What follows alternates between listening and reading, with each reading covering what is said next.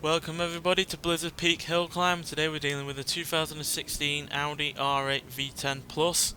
Now this has a 950 horsepower, 616 pounds-feet of torque, 5.7 litre twin turbocharged V10 engine, and the car itself weighs 2,818 pounds. It's got snow tyres, all-wheel drive and off-road suspension, and it can do 0 to 60 in 2.937 seconds, 0 to 100 in 5.477 seconds, and going to a top speed of 241 miles an hour.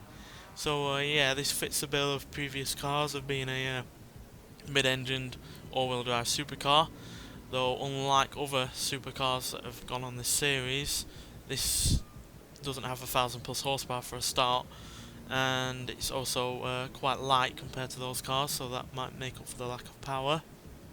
And unlike, say, the Ferrari LaFerrari or the Ferrari F12tdf or even the McLaren P1, this has all-wheel drive standard, so yeah, it shouldn't struggle with that addition of all-wheel drive because it was obviously built into the car from the start, and yeah, it won't hopefully won't bring up too many understeer issues or anything like that other cars that were only rear-wheel drive originally had to deal with. So yeah, it's got the a couple of advantages over other cars, but it's still dealing with a lack of power, and you never know how such a thing is going to handle after having an additional 300 plus horsepower added on. So yeah, let's see what it can do.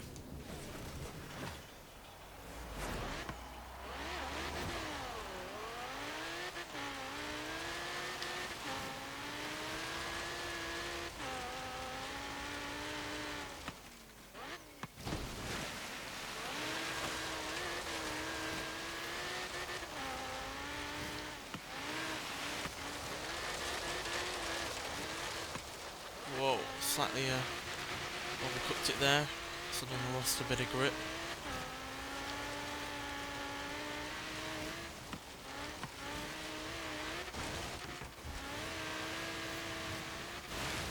It's dealing with everything okay so far.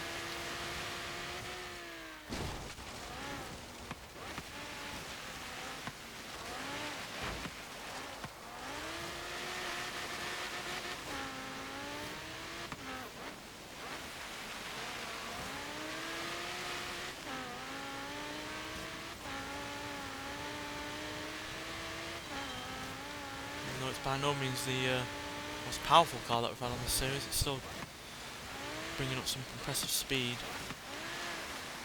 And it's got solid acceleration as well.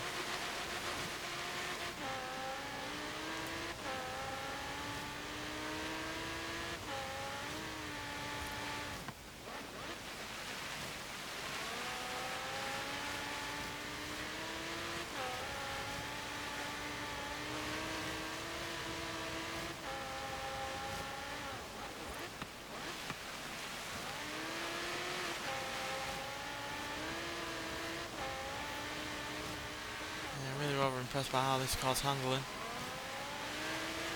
It really doesn't suffer from the same kind of understeer as other cars.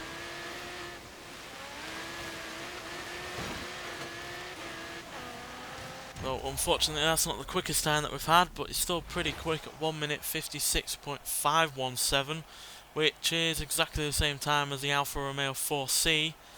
Which means it's slightly behind the Ferrari LaFerrari and the Lykan Hypersport, but it is quicker than the Mercedes-Benz SL65 AMG, the Ferrari F12tdf and the Bentley Continental Supersports, along with the Aston Martin DB11 and Lamborghini Huracán. So yeah, it's quicker than a couple of cars that are quicker, that had a mid-engine layout, like the Lamborghini Huracán that I was on about, and the Ferrari no, not the Ferrari FF, the Lancia Delta S4 Group B, and the BMW i8. But in terms of other mid-engine cars, it is a lot slower. So yeah, that Lykan Hypersport is way quicker, and yeah, the McLaren P1 is obviously right up there, and the Lamborghini Centenario is still reigning supreme at the top.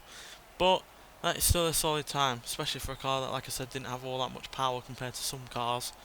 But I think, considering how on the edge grip-wise that car was dealing with, and the fact that it did have slight understeer but nowhere near as catastrophic as other vehicles, I feel like if you were going to put any more power into it, you just worsen those situations, so it would have even less grip, it would have even more on the steering.